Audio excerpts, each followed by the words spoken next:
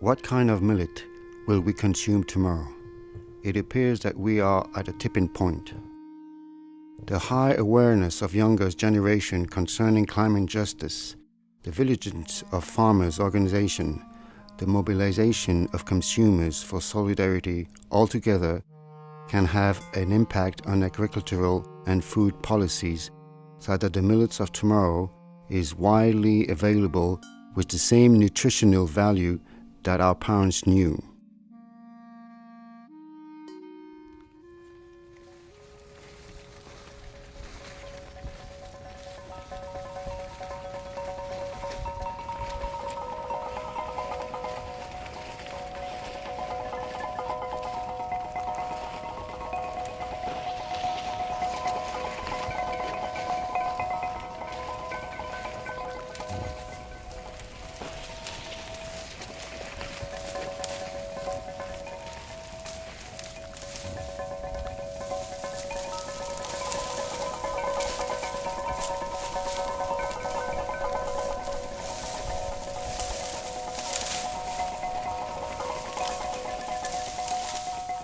For thousands of years, millet and sorghum have been grains that were cornerstones of the culture of two continents, India and Africa. Millet and sorghum are the traditional basic food for several hundreds of millions of inhabitants of some of the driest and hottest regions of the planet. However, as the world grows hotter, the interest of industrial food growers increases. Their quest for profit has always been done on the detriment of farmers and on the detriment of food quality. What will be the fate of millet and sorghum in the future? For us today, the future of millet has not yet been written.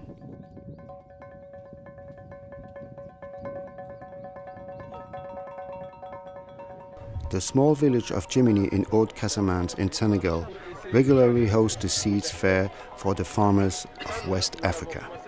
Here, seeds and knowledge are freely exchanged.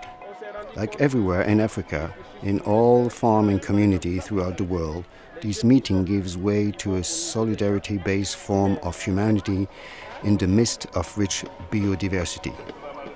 Today, the Jimini Fair is a crossroad of exchange between three continents, Africa, India and Europe. Je travaille à UCSS Canada Mali. Donc nous intervenons avec les petits et petites agriculteurs et agricultrices dans le cadre de la valorisation et la conservation de la biodiversité agricole à partir des savoirs de ces paysans. Donc cette variété était utilisée chez elles comme du riz. Parce qu'avant les Sérères ne connaissaient pas le riz. La variété s'appelle Yogodendi. C'est une variété qui s'adapte à tous les sols.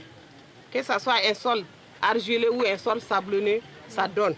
Et puis c'est une variété aussi qui s'adapte. Pourquoi quand il pleut beaucoup, tu as un bon rendement. Il y a un produit qui est là, c'est un produit naturel, domestique. Vous le prenez, vous mettez dans votre magasin, soit dans votre semence. Alors vous êtes en tout cas éloigné à toute attaque d'insectes. Moussa, tout à l'heure on a fait un mélange 1000 blés. Là on a à peu près 4 litres pour avoir environ 15 kg de pâte. Et cela peut faire combien de pains? 58 pains. Les écoles de boulangerie, elles ont été financées par l'industrie du blé. Et que par là même, les boulangers qui ensuite sont formés, eh ben, ils vont surtout d'abord penser au pain issu du blé. Et si on ne met sur le marché que une seule sorte de farine, eh ben, c'est forcément celle-ci qui va dominer. D'où l'intérêt, je crois, de montrer que c'est possible de préparer des plats, des cuisines avec ces variétés-là, de mil par exemple. On découvre petit à petit, on découvre et on affine les techniques.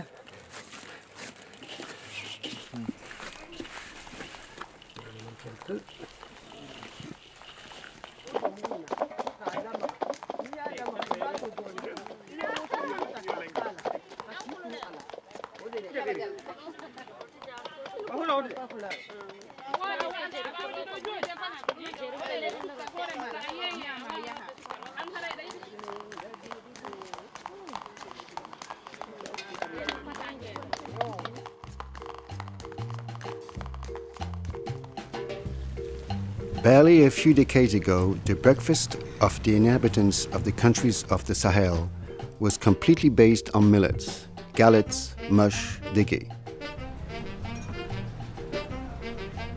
Now in the cities, breakfast consists of white bread, margarine, powdered milk, and imported sugar. Under the influence of store owner and with a great deal of advertising, food habits have completely changed. People have abandoned millets to the detriment of their health.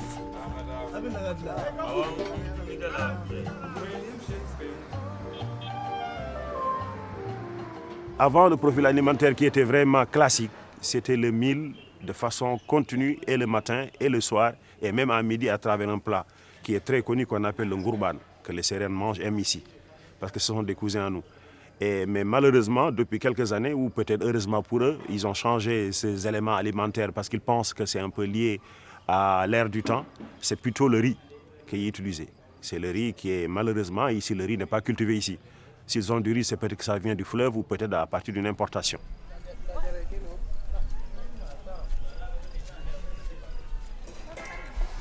Nous avons vu au niveau des dispensaires qui sont dans notre zone, parce que nous en avons 3, des informations qui sont liées à des santé de la population, notamment depuis quelques années des pathologies qui sont liées à l'hypertension artérielle, à des AVC, des accidents vasculaires cérébraux, qui sont des choses qui n'étaient pas visibles avant, mais qui sont de plus en plus visibles. Et ça, c'est un élément inquiétant qui nous permet un peu d'avoir un questionnement d'où est-ce qu'on a pu avoir effectivement cette évolution de cette pathologie. Et il y avait des questions qui étaient posées qui étaient liées à l'alimentation. Nous avons vu qu'il y a un changement vraiment alimentaire important au niveau de cette population, avec déjà des bouillons que les gens utilisent, mais aussi avec le riz qui est de plus en plus utilisé. Et il y a quelques années, dans chaque famille ici, quand on vient le matin ou le soir, le couscous était vraiment au rendez-vous. Donc tous ces aspects-là, il faudra un peu avoir une analyse beaucoup plus fine, une enquête beaucoup plus poussée pour effectivement créer un certain lien de causalité. Mais au moins ça, c'est un constat.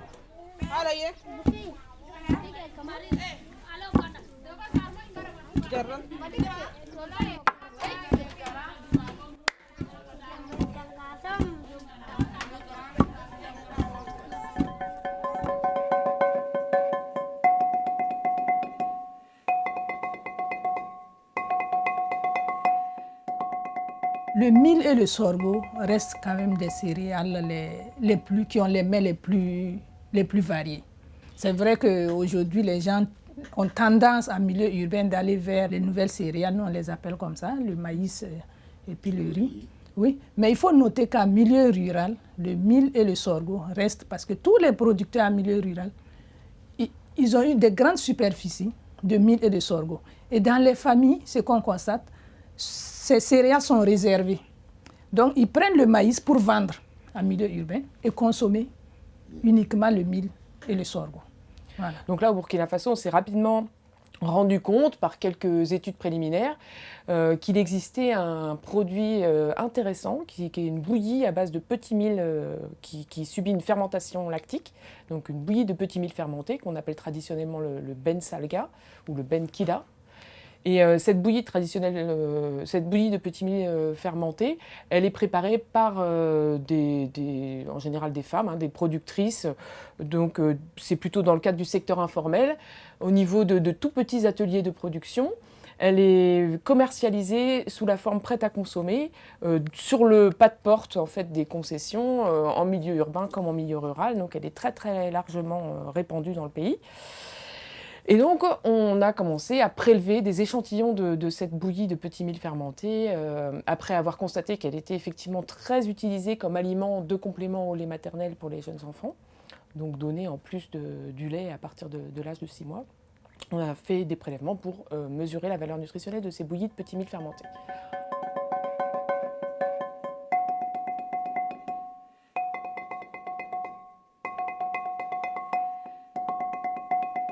Nous avons eu à étudier, avec l'aide, sur des variétés biofortifiées de mil, notamment sur leur acceptabilité, à savoir qu'est-ce que la population, qu'est-ce que les consommateurs préfèrent, donc en fonction, comparé aux variétés locales.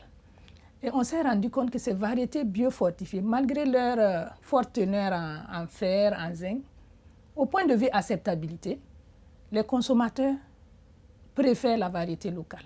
Ce que tu avais pu montrer quand même aussi, c'était que les productrices, elles sont attachées à utiliser telle variété pour faire tel plat. Oui. Hein, et elles ont tout à fait une appréciation de la qualité de la variété en fonction du plat qu'elles vont faire. Voilà, c'est tout à fait juste. Parce que quand on a fait les essais sur les variétés biofortifiées, donc nous avons constaté que les productrices, elles essayaient vraiment de voir, selon la variété, là, à quel mets ça s'adaptait. Par exemple, pour les galettes, quand je prends les galettes, il y a une variété, elle me disait que ça absorbait beaucoup, beaucoup d'huile. Ça absorbait beaucoup d'huile. Donc, c'est des trucs, en tout cas, pour moi, ces productrices-là, elles étudient bien les variétés pour mieux connaître leur adaptation.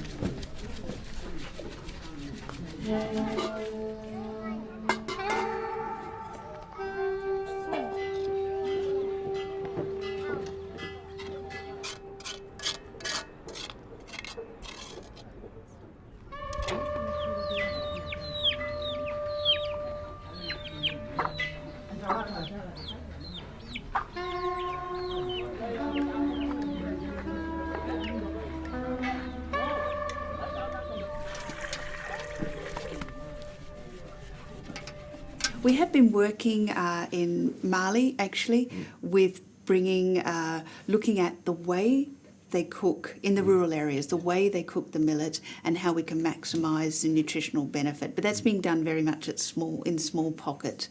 I mean, what we still see as an overall trend is that movement away from traditional foods.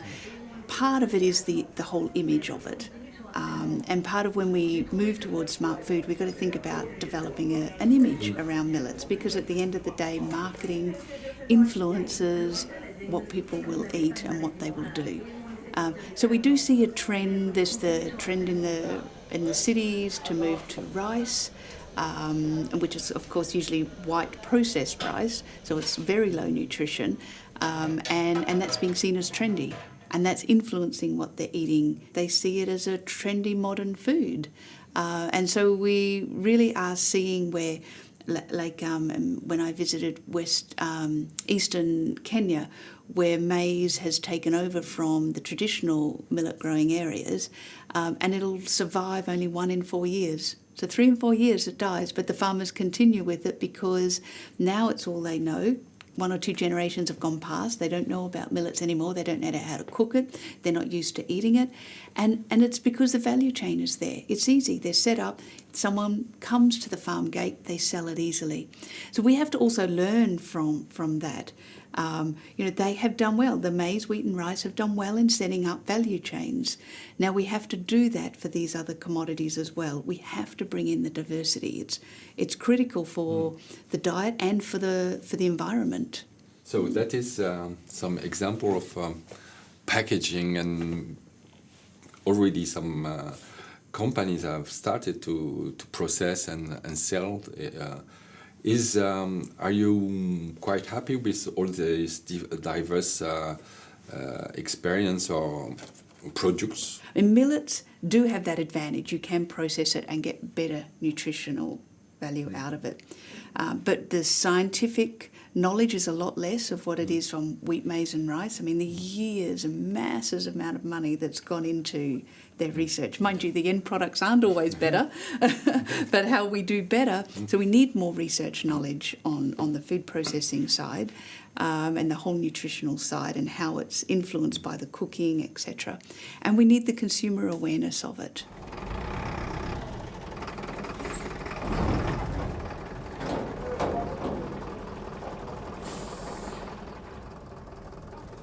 Nous sommes devant un magasin de l'OPAM, qui est l'Office des produits agricoles du Mali. Et ici, nous avons ce qu'on appelle le stock national de sécurité. Le Mali dispose actuellement d'un stock national de sécurité qu'on appelle SNS, dont le niveau est plafonné à 35 000 tonnes de mil sorgho. Donc, bon an, mal an, le Mali doit avoir 35 000 tonnes de mil sorgho au niveau de ses différents magasins, aussi bien à Bamako que dans les régions.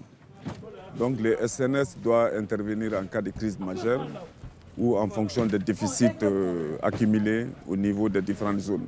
Parce que vous savez, au Mali, la base de l'alimentation, quoi qu'on dise, ça demeure le mil et le sorgho, parce que ce sont ces céréales qui sont très consommées dans les zones rurales.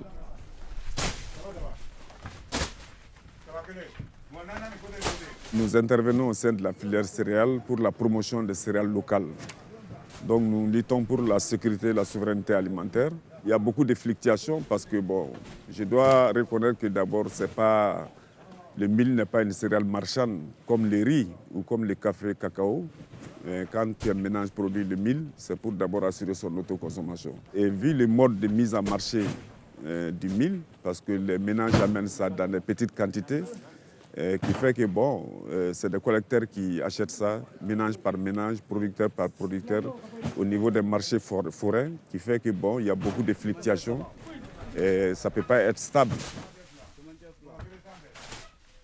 Donc je dirais que les facteurs de façon globale qui favorisent la diminution des superficies du mil, c'est lié au fait d'abord qu'il y a une dépendance forte par rapport à la pluviométrie. Et tout le monde sait qu'avec les impacts du changement climatique, soit c'est des fortes inondations, soit c'est la sécheresse. Deuxièmement, le mil est la parente pauvre des cultures agricoles parce qu'il y a très peu d'attention. Et quand on prend le cas du riz, par exemple, on aménage des superficies, on met en place tout un dispositif d'approvisionnement des paysans en intrants agricoles, toutes choses dont le mil ne bénéficie pas. Le mil ne bénéficie pas d'une structure d'encadrement structurée comme c'est le cas pour le coton ou le riz. Donc le mil demeure la parente pauvre des filières agricoles dans nos pays. Il va falloir inverser la tendance pour qu'il y ait une politique agricole beaucoup plus accentuée sur la promotion du mil et du sorgho quand même qui demeure la base de l'alimentation dans les zones rurales. Et vous savez, le phénomène de pauvreté est en train de se transférer progressivement des villages vers les villes. Et une grande ville comme Bamako est devenue une grosse agglomération où il y a beaucoup de pauvres. Et les gens n'ont plus le temps, ni les femmes, ni les hommes, personne n'a le temps de piler les mil. La valorisation, la transformation du mil ne peut que permettre de valoriser ces céréales-là. Parce que ça va donner plus de valeur ajoutée. Et avec tout le travail que les chercheurs font, notamment les laboratoires de technologie alimentaire, aussi des ONG comme Amassa Afrique Verte, pour mettre au point des recettes culinaires. Et je pense que les populations vont se retourner progressivement vers la consommation du mil à grande échelle, même dans les grandes villes.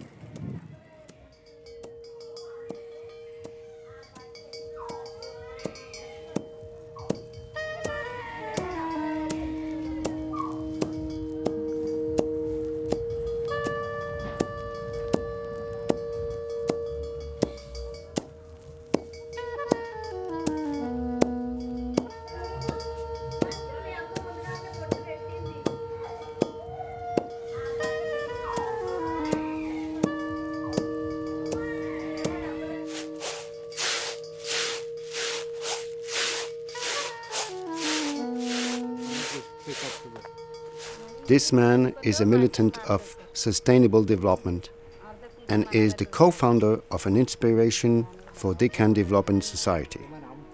A former teacher of communication in various Indian universities, he's devoted his life to his organization activities. More than 80 groups of women from the poorest classes, often the elite, and therefore untouchable, have coalesced into a self-organized movement for food, mobilizing more than 5,000 women farmers. When I traveled to Sikasso in Mali and in Senegal and in Ghana and other parts of West Africa, I've often heard the question, can millets be the future crops for Africa? The younger people are not liking it and they don't make much money. And why should Africa follow millets? Here is a group of young women who also come from an area where a lot of millets used to be produced, and same questions are targeted to them. So let's hear what they have to say and how their answer can be an answer to the African question.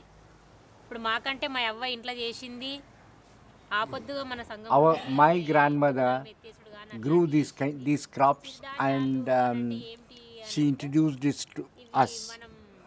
But our fear is these crops which are doing so good for us, whether it is for our health, whether it is for the soil, whether it is for the cattle, but we are scared that this knowledge and this understanding might escape the other people. So in order to spread this knowledge and the various qualities of millets, we are forming ourselves into the Sisters of Millets, which is a form of association of young people. What we learned, what we got from our elders, we want to save it and pass on to the future.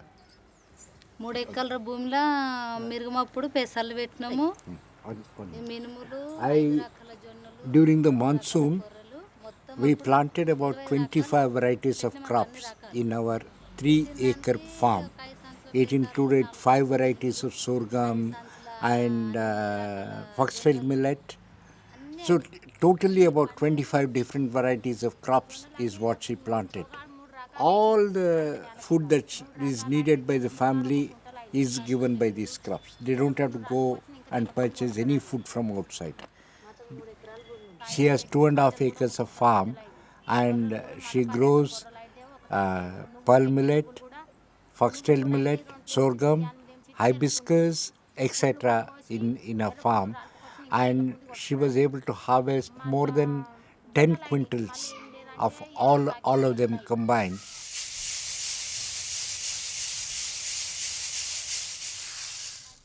When we eat millets, we don't have to look for any support from outside. We don't have to look for inputs from outside.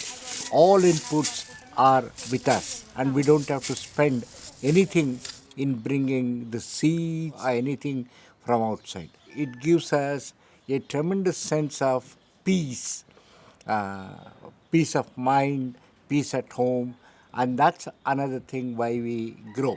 So whether you take health, whether you take money, whether you take peace of mind, all of them are available in millet cultivation, and that's the reason I grow millets. ఎక్కువ మంది అంటే ప్రతి ఒక్కరు తింటున్నారు sir. ఎందుకు తింటున్నారంటే ఈ కాలంను బట్టి వేరే వేరే పంటలు మందులేసి పెడుతున్నారు కదా. For health reasons, more and more people are coming back to millets. They were eating rice, and doctors tell them that stop eating rice and go back to the millets, make millet rotis and eat them. And in my grandmother's time, 100% people used to eat millets, and in between they had gone out of eating millets and they used to grow sugarcane, soya and cotton. But now that cultivation has come down and millets are back on the field and back on their diets. Millets are not the crops of the past. Millets are the crops of the future.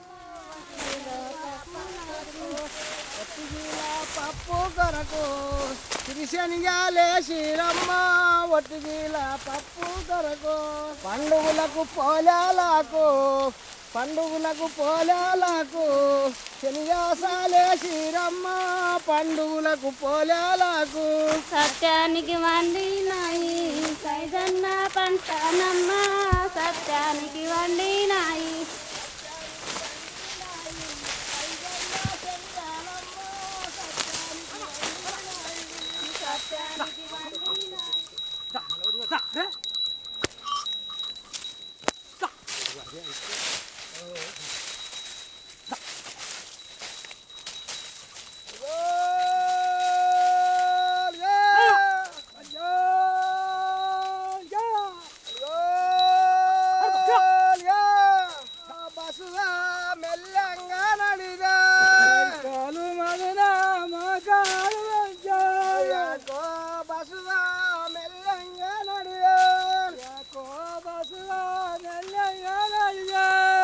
కాల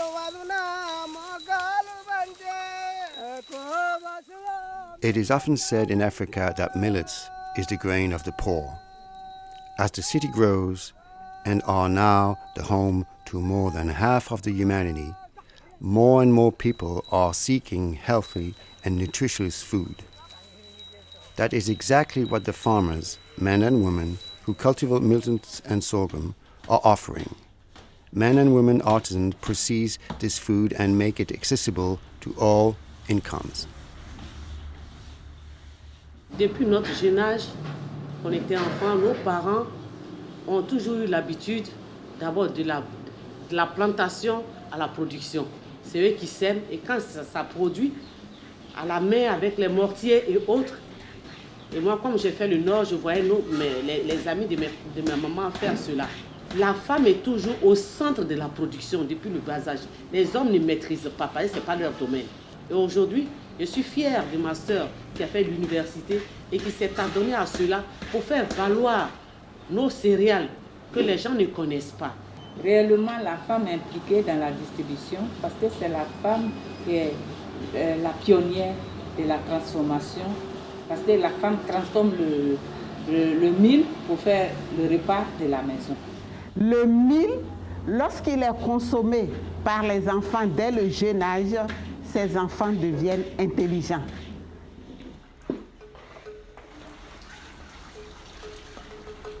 Ici, nous sommes dans la zone de lavage des céréales. Lorsque nous recevons la matière première de nos fournisseurs, on achemine la matière première ici. Il faut laver à plusieurs reprises jusqu'à ce qu'on ne voit plus de sable dans la calebasse.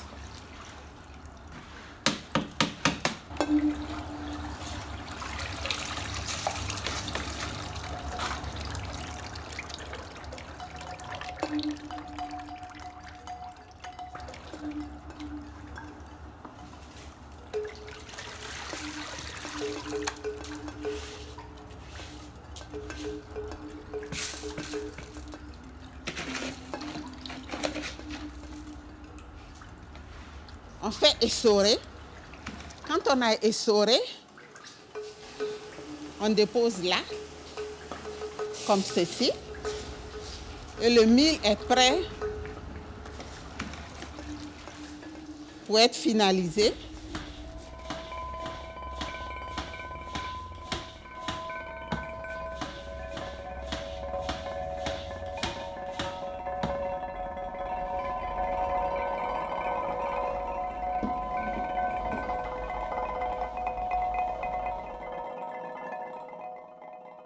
Nous allons faire là le façonnage, c'est-à-dire la granulation de la farine de mil jusqu'à ce que les grains grossissent à atteindre le volume désiré.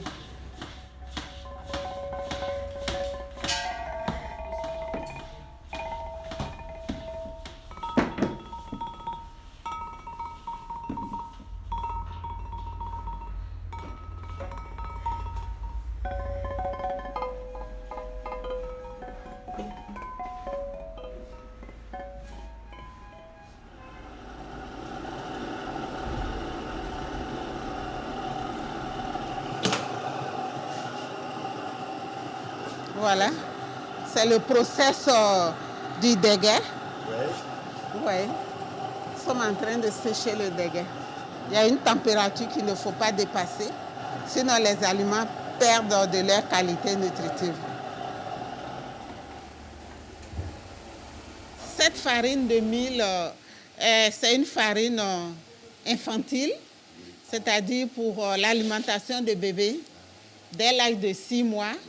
Mais les personnes adultes, les personnes âgées également peuvent consommer. Le soir, quand on n'a pas envie de manger lourd, on fait une bouillie légère avec ça. C'est également une farine panifiable qu'on peut prendre pour faire du pain, les gâteaux, les quiches.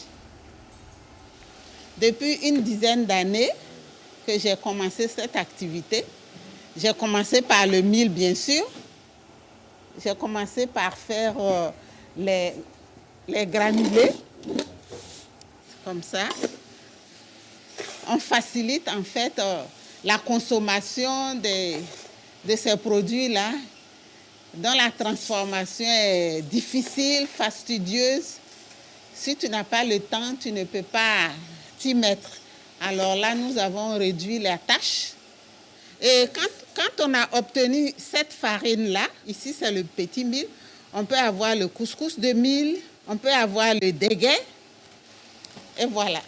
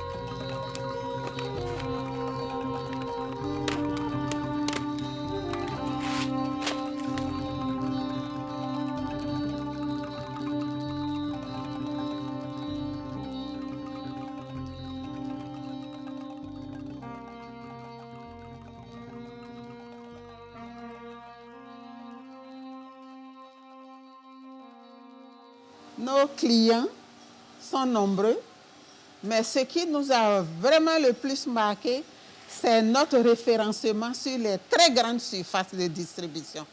Ce qui a lancé notre production, qui a fait évoluer notre entreprise de transformation. Et on peut dire que notre chiffre d'affaires a été multiplié par combien? Par 100. Ce qui veut dire qu'il y avait un besoin quelque part, mais c'est parce que ces grains déjà prêts n'étaient pas mis à disposition de la population. Et d'une manière sporadique, on a des clients qui viennent de l'étranger. Là-bas aussi, le besoin est fort pour acheter nos produits. On a créé de l'emploi. On nourrit des familles par cette activité qui mérite d'être développée, qui mérite d'être multipliée partout en Afrique. Les produits sont sans gluten, bien conditionnés, sans conservateurs chimiques. Selon les normes prédéfinies, nous pouvons conserver ces aliments pendant 1 an, 2 ans. À force de persévérance, de courage et d'humilité, effectivement, j'ai bénéficié de quelques projets. Nous avons amélioré nos emballages, nous avons eu des équipements. Et c'est en ce moment que nous avons eu l'opportunité d'être référencés sur les grandes surfaces.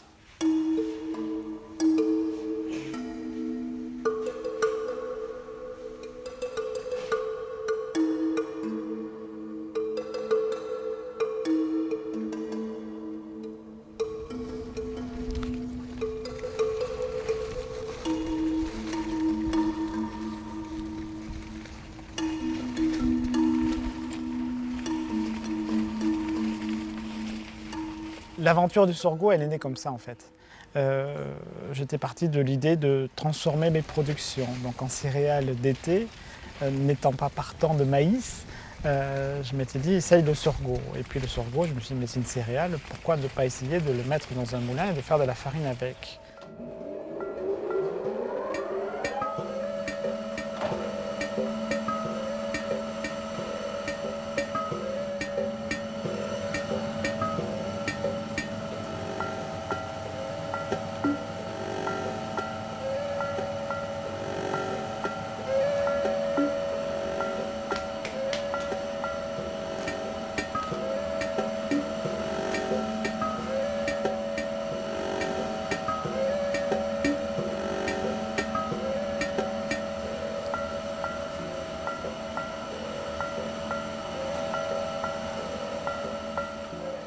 aujourd'hui, je vends dans un rayon de 30 km mes productions.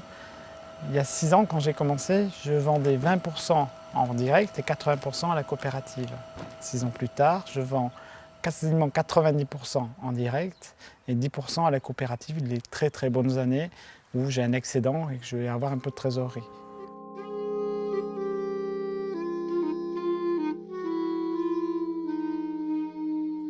Pour moi, le sorgho, c'est la céréale d'avenir d'été.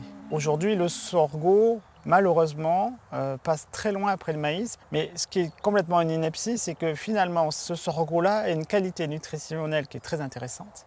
Et qu'aujourd'hui, parce qu'on a, disons-le clairement, des semenciers, des gros lobbying qui se sont mis sur le maïs, le sorgho, en France et en Europe, on nous explique depuis la fin de la guerre que c'est pour nourrir les animaux.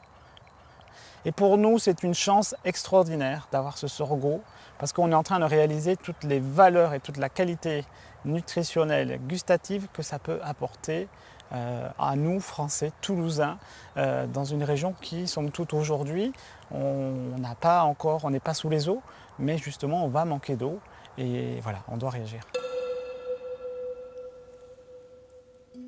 Je suis en bio depuis 6 ans maintenant.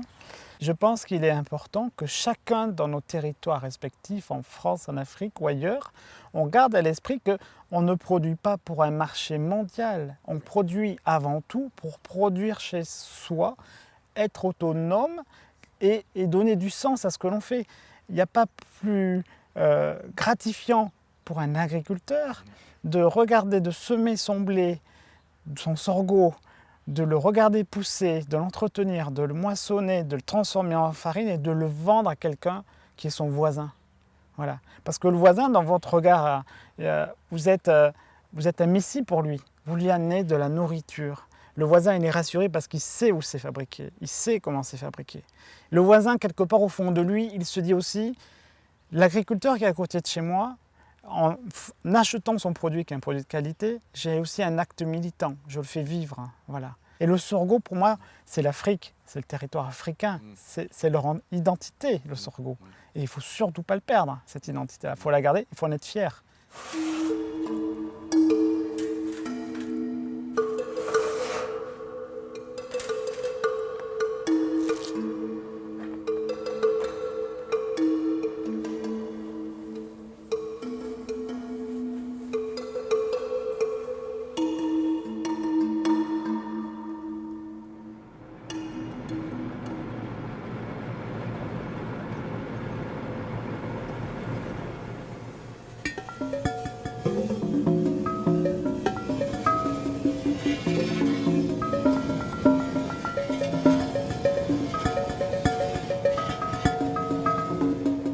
As industrial interest and financial powers heat our planet to dangerous levels, their demands for millet increases as well.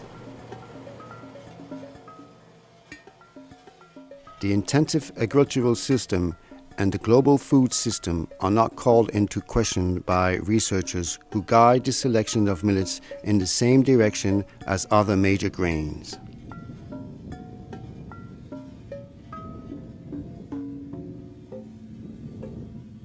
Dans ce champ de contrôle qualité, on a l'ensemble de la diversité des produits de semences de Provence, c'est-à-dire des sorghos blancs qui sont essentiellement vendus en Italie, à destination après de l'alimentation animale, comme l'ensemble des sorghos grains en France, en Europe. Et vous avez également, vous pouvez voir des sorghos roux. Donc en fait, il y a sur cette parcelle des produits très précoces que l'on peut semer jusque dans les Pays de Loire, et des produits très tardifs qui vont aller jusqu'au sud de l'Espagne, en Grèce et en Italie. Nos clients sont en France, la région la plus importante, c'est la région du sud-ouest aux alentours de Toulouse. Il y a une zone de production historique dans le sud de la vallée du Rhône.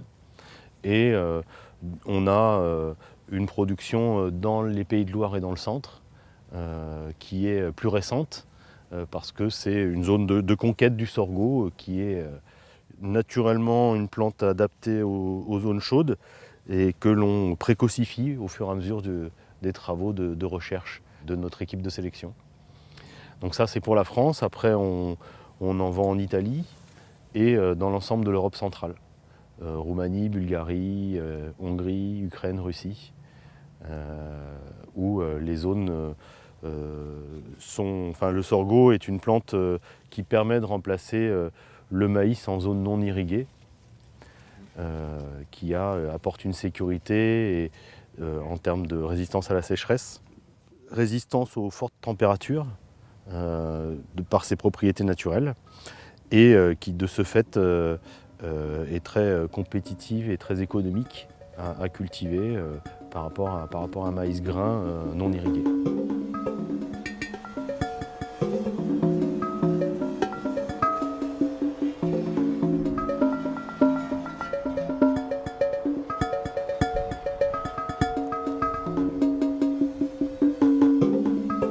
En Europe, l'usage du sorgho grain est vraiment circonscrit à l'alimentation animale.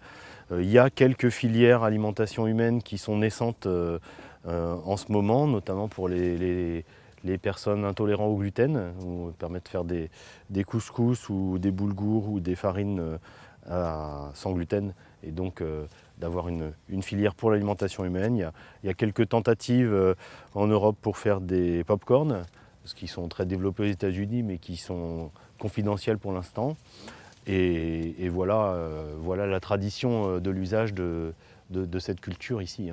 Alors après, il y a un autre usage des plantes qui sont derrière nous, qui sont des sorghos à biomasse, des sorghos fibres, qui sont commercialisés auprès d'agriculteurs qui possèdent un méthaniseur, qui produisent du méthane à la ferme, soit pour en faire de l'électricité, soit pour réinjecter dans le réseau.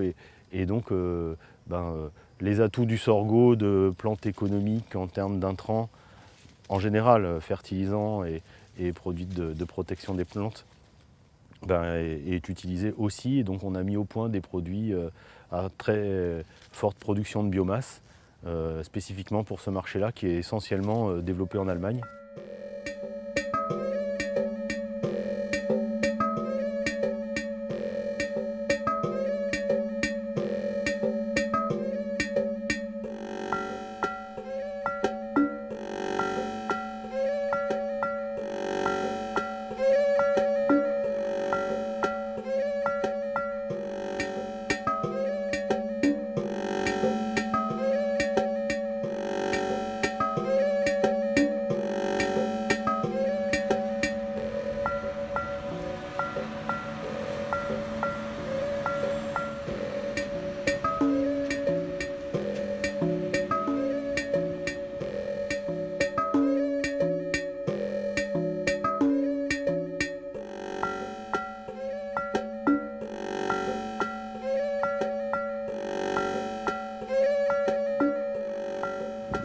Es ist ja immer die Frage, wie verwende ich das Sorghum dann, wenn ich es angebaut habe. Entweder ich kann es verkaufen als Körnersorghum oder wir sind eher den Weg gegangen und haben uns entschieden, das Sorghum als Substrat einzusetzen für die Biogasanlage, weil es eben auch ähnlich ist wie der Mais. Es hat zwar nicht so viel Stärke und andere Inhaltsstoffe, aber zum Vergären, von der Vergärbarkeit ist es ähnlich wie beim Mais. Und das war der Grund hauptsächlich, ja.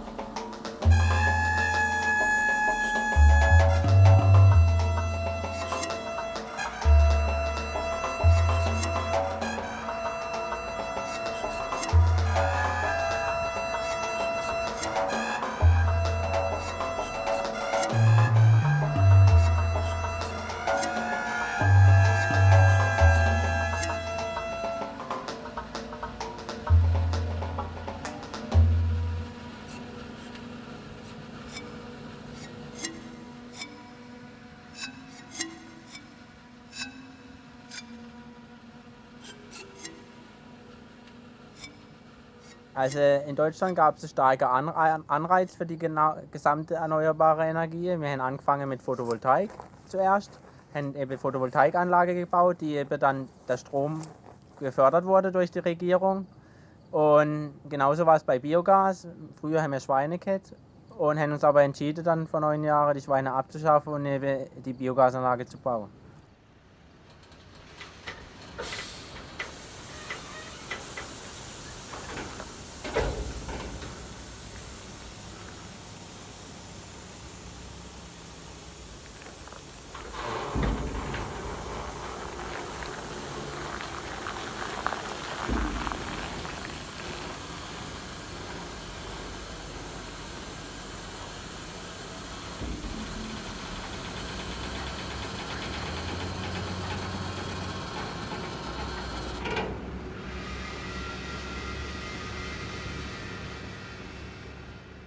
Zu Beginn vor 9 Jahren war es so, dass alle erneuerbare Energien dasselbe Preis bekommen.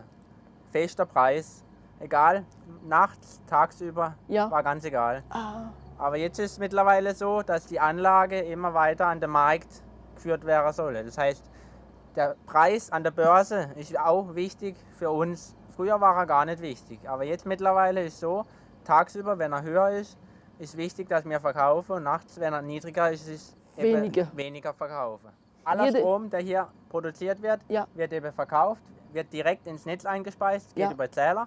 Nee, sell ist nicht. Also wir haben die Vergütung garantiert für die 20 Jahre. Wir müssen uns nur daran halten, dass wir eben flexibel sind und die nicht immer gleich die Strommenge verkaufen, tags, nachts, sondern eben uns anpassen.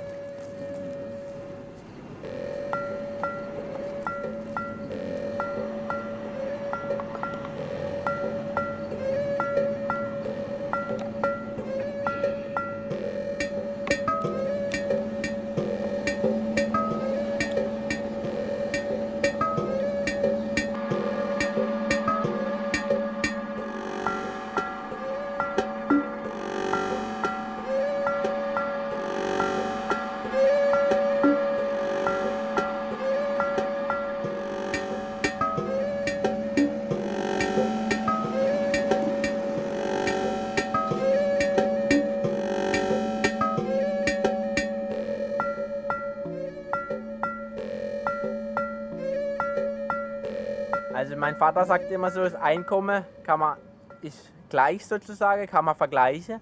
Aber was für unser Betrieb wichtig ist, ist die Arbeitsbelastung ist hier ein bisschen geringer. Also das ist auch ein bisschen vorzuhalten. Wenn ich jetzt Tiere habe, wie mir jetzt, und eine Biogasanlage, dann ist es immer so, dass die Biogasanlage weniger Arbeit macht, aber das Einkommen eigentlich gleich ist.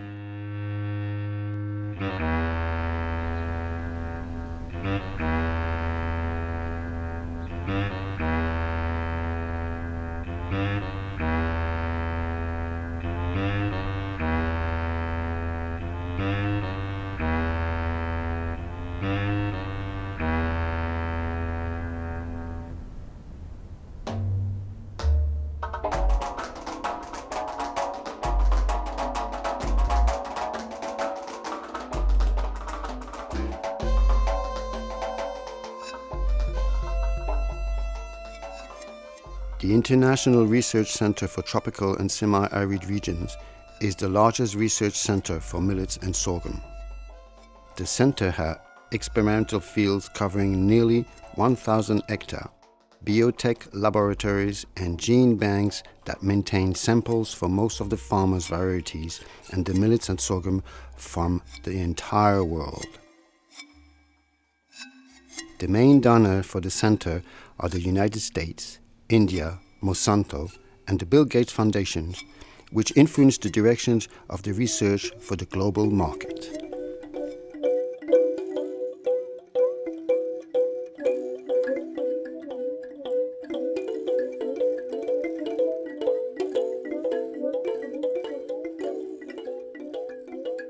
Bon, ce qu'on a ici sur ce qu'on appelle cette plateforme de phénotypage, ici c'est donc un grand nombre de variétés de sorgho et de mil. Et l'intérêt qu'on a, c'est de mesurer la vitesse de croissance de différentes variétés qui viennent de différentes régions du monde. Donc la limitation évidemment de ce qu'on fait ici, c'est que On mesure à un stade qu'on appelle végétatif, c'est-à-dire qu'on ne peut pas faire des mesures jusqu'à la fin du cycle de la culture, hein, mais on acquiert suffisamment d'informations pour pouvoir savoir si telle ou telle variété va être plus ou moins adaptée donc, à des conditions de sécheresse ou de demande évaporative élevée. Ce qu'on fait ici à l'ICRISAT, c'est chercher des sources de ce qu'on appelle du germoplasme, des variétés, disons, diverses de sorgho et de mil, hein, qui soient prédisposés à tolérer davantage les stress qui seront causés par le changement climatique. Cette plateforme, c'est l'EasyScan. C'est une technique de laser qui nous donne une représentation en 3 dimensions du couvert végétal. Et donc ici, on a environ 5000 unités expérimentales qui sont scannées. Donc avec la machine fait le scan de ces 5000 unités en à peu près 2 heures. Le scanning se fait 24 heures sur 24. Donc ça veut dire que chaque unité expérimentale de la plateforme est scannée 12 fois par jour et donc on génère quelque chose comme 250 000 points de données chaque jour.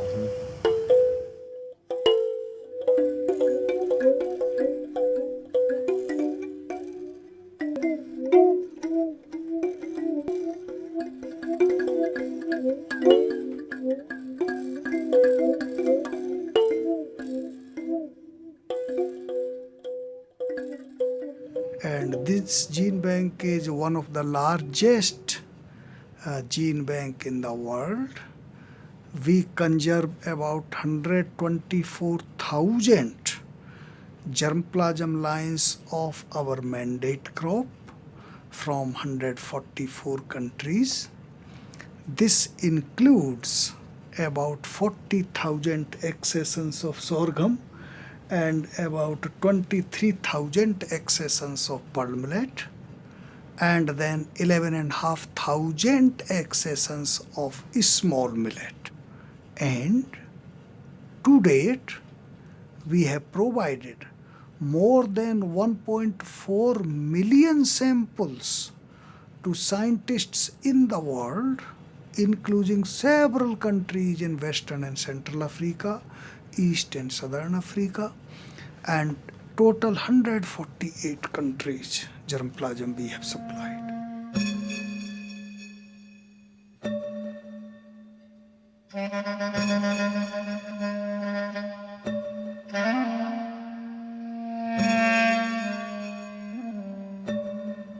At Patancheru, in our gene bank, we conserve this germplasm under 2 conditions. One is medium-term conditions, wherein cold room are maintained at 4 degrees Celsius and 30% relative humidity. In these cold rooms, up to 20 years, 10 to 20 years, we can keep the germplasm. And it is from these medium-term cold room that we supply the material to the people, scientists, students, and people working in universities and national program for their research purpose.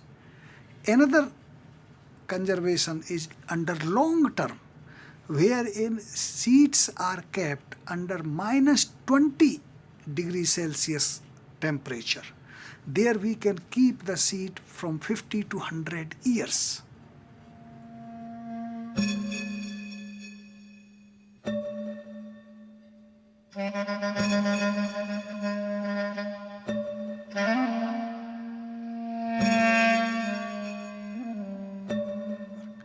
We work in 3 regions: Asia, we work in Western and Central Africa. Our regional hub is in Mali, and then we have offices in Nigeria, we have office in Niger, and then we have another regional hub in Eastern and Southern Africa. Directly we don't have relations with UN, because UN is a global body. FAO is related with us because that germplasm which we have, we are holding this on trust on behalf of global community, because ICRISAT holds this germplasm, and this germplasm belongs to originally collected from farmers' field. And if you see, the treaty was negotiated by the global community under auspices of FAO.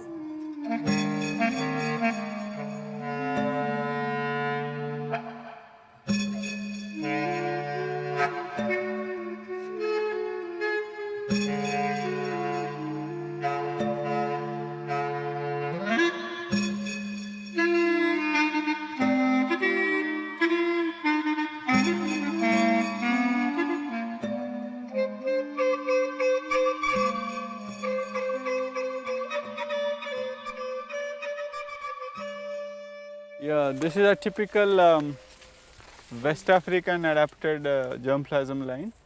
The glooms are like open here, it's not closed. Because in Africa, West Africa particularly, they get grain mold disease over there in the rainy season. So to protect from that disease, the panicle should be open. You can see the branches also, they are quite open, there is no moisture here stored. So very popular in Africa. Even in our colleagues in Mali, they have developed hybrids in Guinea race sorghums. So these kind of lines, they have good hybrids also in them.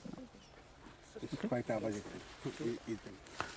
Yeah, this is totally a different kind of sorghum, wherein the grain is totally covered. You can see the grain is totally open, the grain is totally covered. In each adaptation, the grain trait requirements are different. We started a program to improve the micronutrients in the sorghum grains. And we have identified some good lines, both in the germplasm and also in some of our breeding materials. The lines which not only have good agronomic traits, but also have high iron and zinc. So this grain has 50% higher iron and zinc than this. So that's a beauty. So if somebody can consume this, when they consume this, they get much better nutrients than what they are consuming now. Do you get this trait of high level of iron and zinc in some genetic resources in your collection? True. And you remember from where they were? They are from Mozambique. Yeah, they are from India, and some are from even West Africa.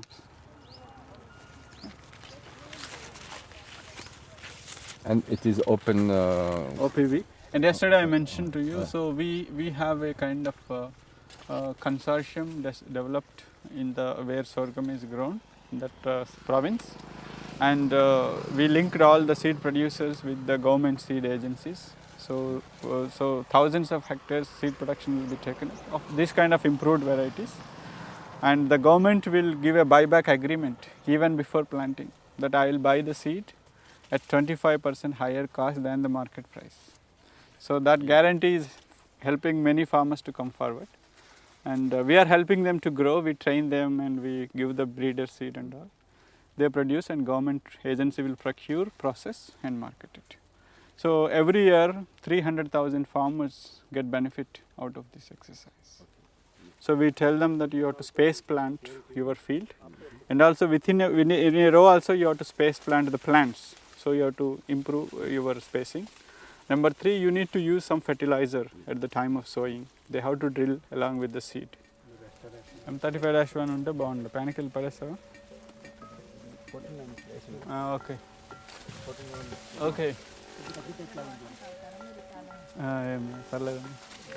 So this is another hybrid, post-rainy sorghum hybrid. Okay. So when we started, we only have OPVs like this, what you are seeing in these 2 rows in the market. So we wanted to develop hybrids which will have same quality traits but much higher yield levels than the OPVs. So this is a beauty in hybrids. That's why breeders always look for hybrids, You get maximum credit. You can really see the benefit in the field, farmers feel also.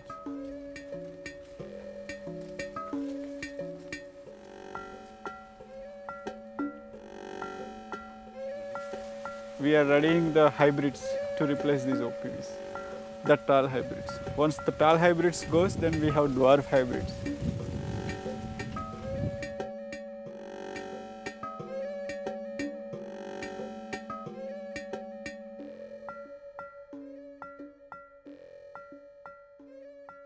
This evolution in the genomics technologies is basically in last 5 years or decade. It is tremendous, and it's not on about simply generating the data. Very soon, when we started using these new technologies, we realized that we were constrained by the data management. And that's where the parallel evolution of data management also happened. There are different ways to manage the data. There are centralized repositories, there are international repositories, and you can submit, you can protect data on different kinds, which are very easy to manage. In terms of data management itself, to make the data useful for the users, apart from the researcher itself, there are different ways to manage it. One at institute, at program level, where there is a policy to hold the data in a given format. That can be made accessible to the public on an internet on a request. Second is you actually work with your international collaborators, with governments, with policymakers, with NGOs, which are users of your data, and give them access on their own infrastructure. For example, give them access to use at their place itself. The third is the industry. Because we work in public domain, so many times industry is also interested to use that.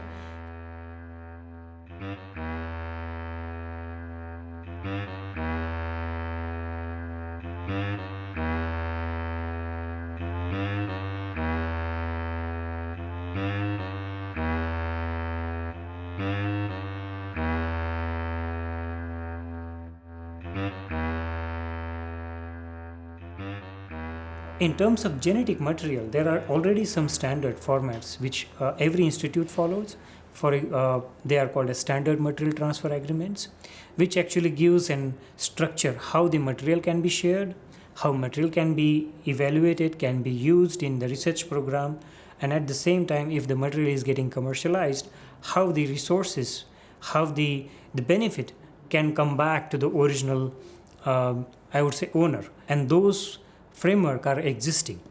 The implementation, the follow-up is something which would need real attention at the moment. And I would emphasize that this is very important area for human mankind to make sure that these resources are available at any point of time in future.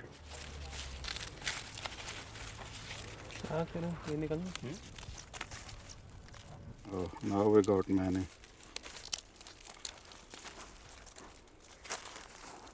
Sorghum is damaged by about 150 insect species, of which the major pests are shoot fly, stem borers, midge, and headbugs. So this is a crop which has been heavily damaged by stem borers. What we are doing at ICRISAT is to evaluate germplasm material, identify the resistance sources which are not damaged by the borers. Now you focus on this one. This is a variety which is resistant to stem borer damage. Now we identify these varieties and then use them in the breeding program to develop high-yielding insect-resistant varieties for use by the farmers. So depending upon the insect damage, we have to spray the crop at that stage with one is the contact insecticide like cypermethrin or synthetic pyrethroid. Several of these insect-resistant varieties have been developed and given to the national programs both in Asia and Africa, and the midge-resistant variety like ICSV 745 was earlier tested in Burkina Faso and in Niger, and these varieties can be further taken there and used for or can be given to the farmers for cultivation. These resistant sources are also used to develop high-yielding hybrids, which often give 30 to 40% more yield than the varieties, and some of these hybrids will be useful for cultivation in West Africa.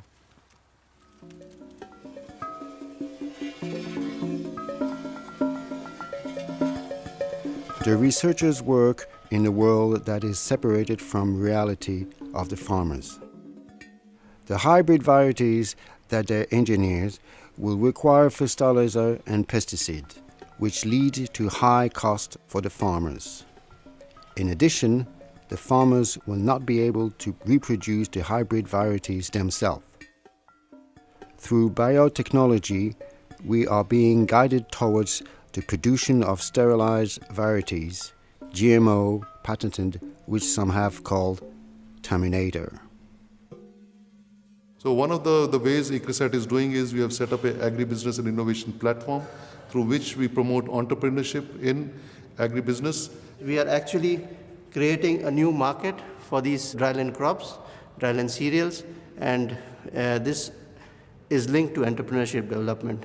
So it's a combination of technology and business development support which helps both the entrepreneurs as well as the farmers. Since we are providing all the technical support and R&D support, which is at the level of what a multinational company would have, so whatever the entrepreneurs produce are also of that same quality. So this enables also the entrepreneurs to be linked to these bigger companies so that tomorrow they could become the third-party converters for these particular big companies, multinationals.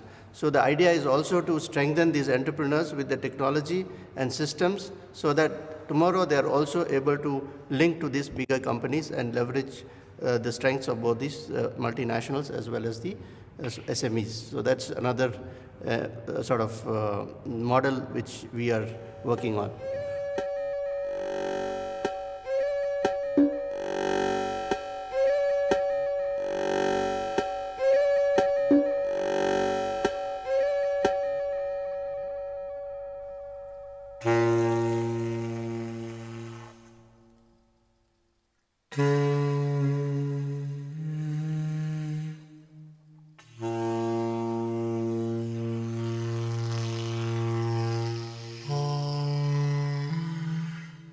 Moi, je pense qu'un chercheur doit se dire qu'il n'a d'utilité que si ce qu'il cherche rend des services à ceux pour qui il fait cette recherche-là.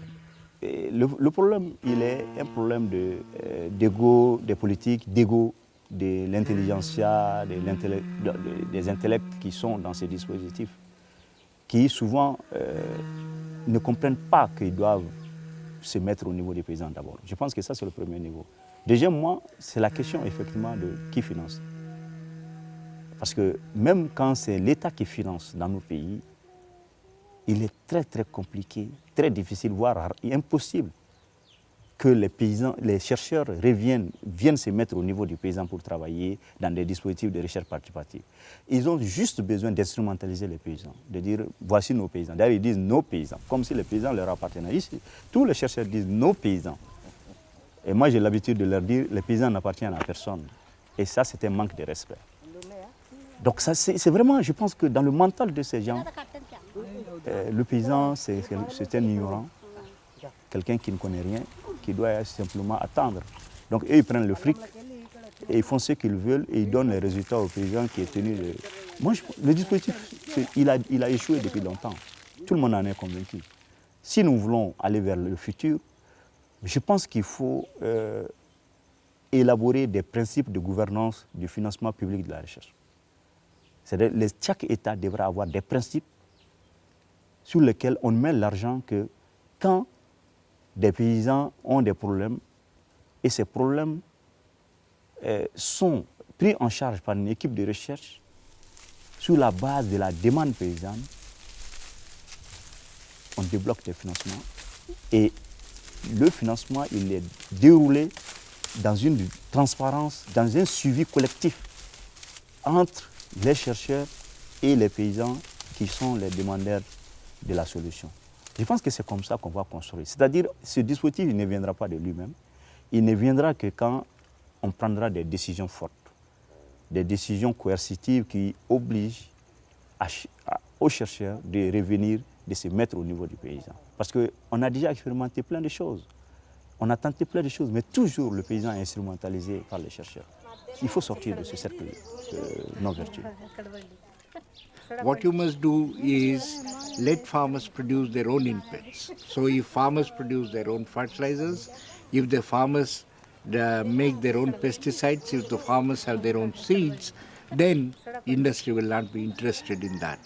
So that's the next course of action. I mean, by making an intercontinental alliance we are promoting the status of millets. They become an international subject to talk about.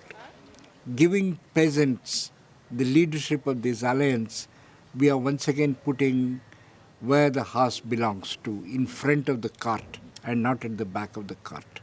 Peasants from India and Africa can come together and talk about shared goals and shared intentions. All these are possible. All these are possible. When that happens, we will emerge as a great force, and that force cannot be ignored.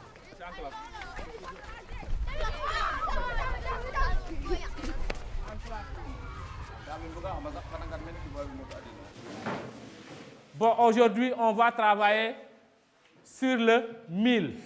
Est-ce que vous connaissez le mil? Oui. Comment on appelle le mil en sérère? Ablaye Diouf? Hein?